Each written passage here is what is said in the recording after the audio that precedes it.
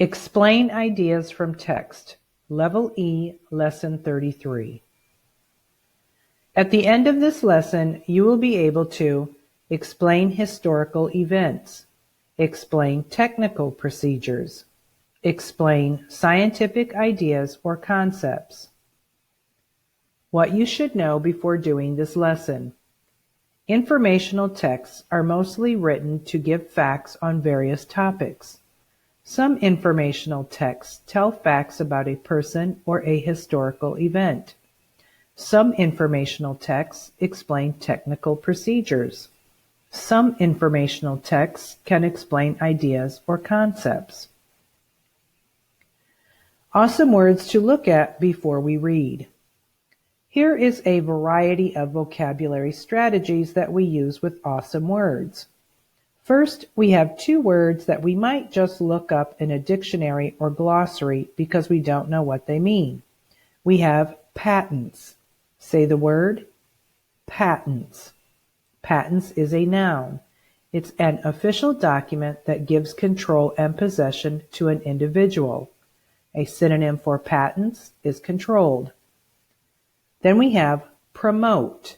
Say the word, promote. Promote is a verb. It means to contribute to the growth or prosperity of. Forms of the word promote that we will see in the text are promoting and promotional. A synonym for promote is advance. Then we have a word that is made of Greek roots. When you know the meaning of a Greek root, you can figure out words that are related in meaning through that Greek root. Here we have the word phonograph. The word phonograph is made up of two Greek roots. Phono means sound, graph means to write. A phonograph is something that writes or records sound. Other words with the root phono, such as microphone and telephone, are also items related to sound. Can you use the root to define these words? Microphone is an instrument used to transmit sounds in an amplified way. Telephone is an instrument for transmitting voice sounds over a distance using wire. So see how they are all related to that word sound because they have phono. Finally, we have two words that we will see later in the lesson. We can break them apart into syllables to pronounce them, but we will see another strategy that is used with awesome words. Say the word filament, filament, and say the word tungsten, tungsten. Introduction. Remember that informational text is not about telling a story, but about teaching facts about different subjects, including historical events, technical procedures, and scientific ideas or concepts. These paragraphs contain several facts about Edison. Look at paragraph 1. Paragraph 1 gives a fact about the number of inventions that Edison patented. Find the phrase, over 1,000 patents. This fact helps the reader understand why Edison is known as such a famous inventor. Look at paragraph 2. One of the facts in this paragraph is the year Thomas Edison was born. What year was that? 1847. Like the information about the number of patents Edison held, knowing the year he was born helps the reader understand more about him.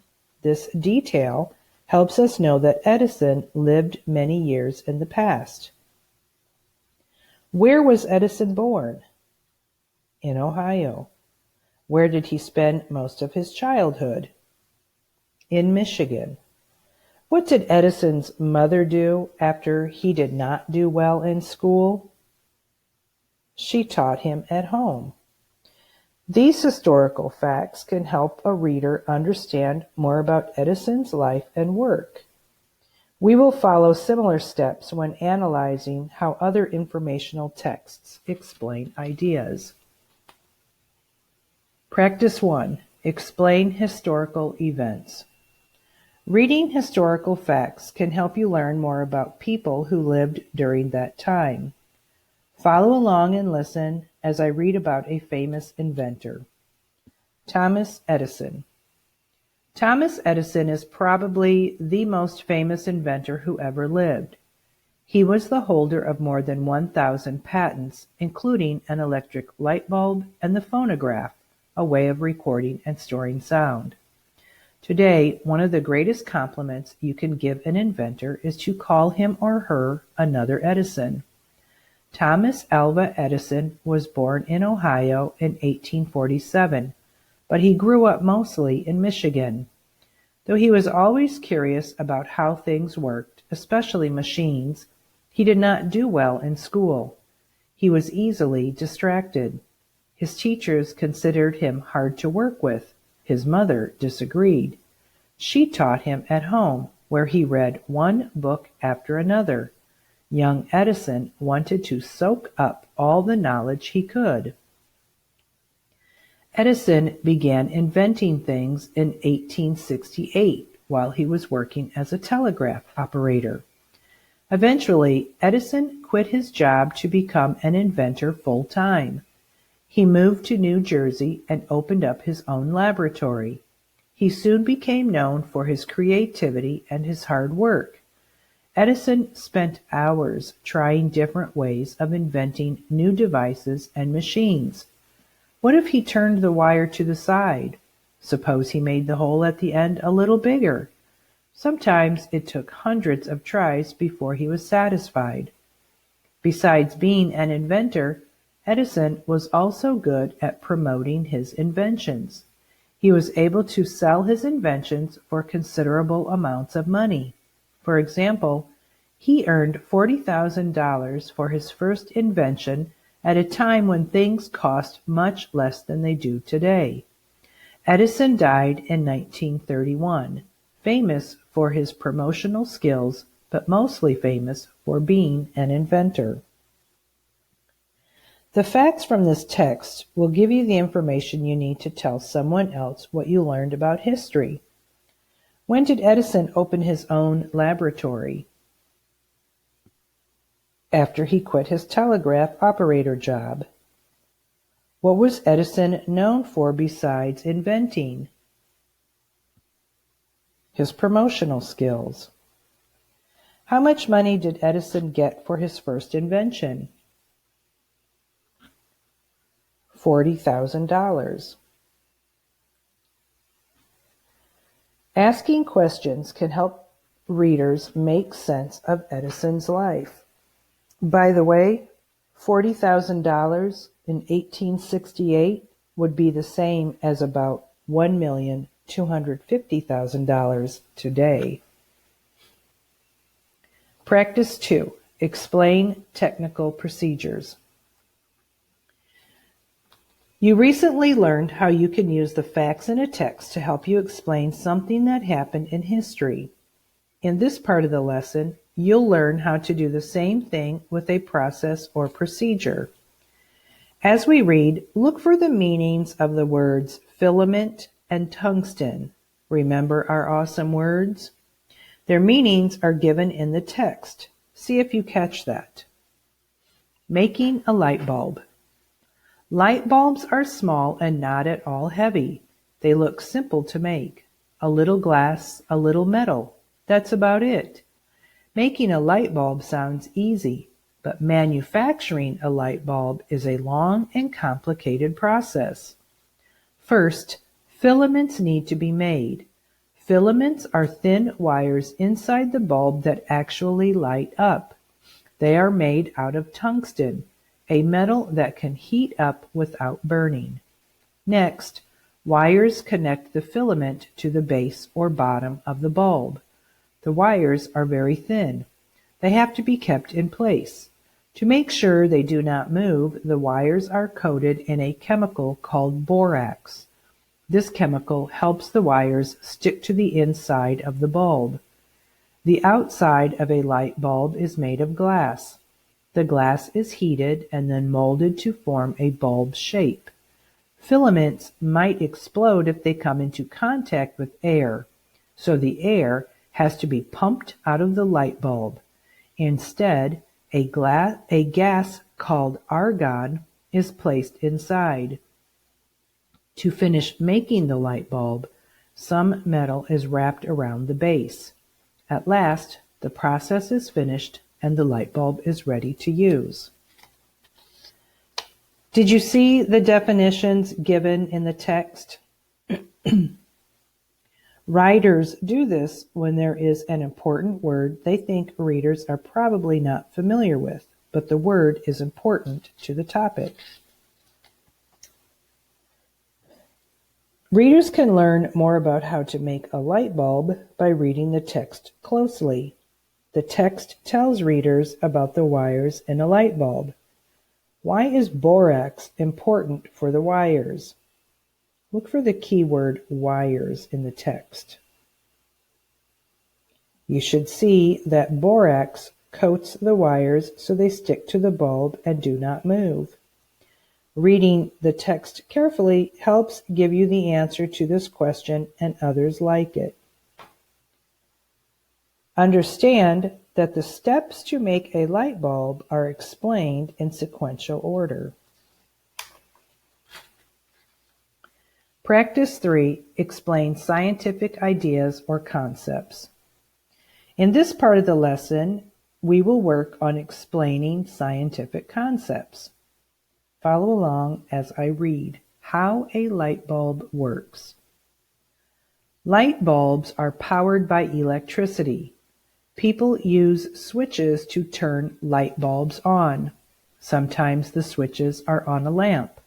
Sometimes they are on the wall. Either way, when a switch for a light bulb is in the off position, the bulb does not light up. That is because the flow of electricity to the light bulb has been cut off. What happens when you turn the switch to on? Now electricity can flow all the way to the light bulb. The electricity reaches the metal base of the bulb. Then it flows from the base into the wires. That brings the electricity to the filament. The filament uses the energy from the electricity to give off two things. One of these is heat. The filament will become very hot. The hot filament, in turn, will make the whole bulb hot. So it is not a good idea to touch a light bulb that is in use. More important than heat, though, is light. The electricity causes the filament to light up. As long as the electricity flows and the filament keeps working, the light will remain on. Here you can see a flow chart with 4 boxes. The flow chart will help us understand the details or the sequence of how a light bulb works. Look at paragraph 2. We see the first step is to turn the switch on. Continue reading to see what happens after the switch is turned to the on position. We see that the electricity can flow till it reaches the metal base. Now continue reading to find what happens next.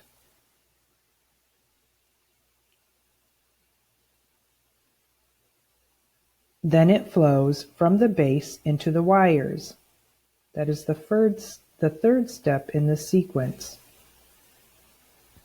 What is the last step of how a light bulb works?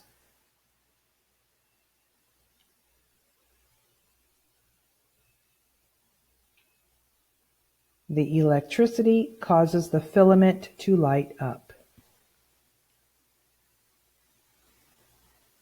Using a graphic organizer, such as a flowchart, can help you understand the text. Let's review the concepts that we talked about in this lesson. Informational texts tell readers about various topics, including important people and historical events. Some informational texts explain technical procedures. Some informational texts explain scientific ideas.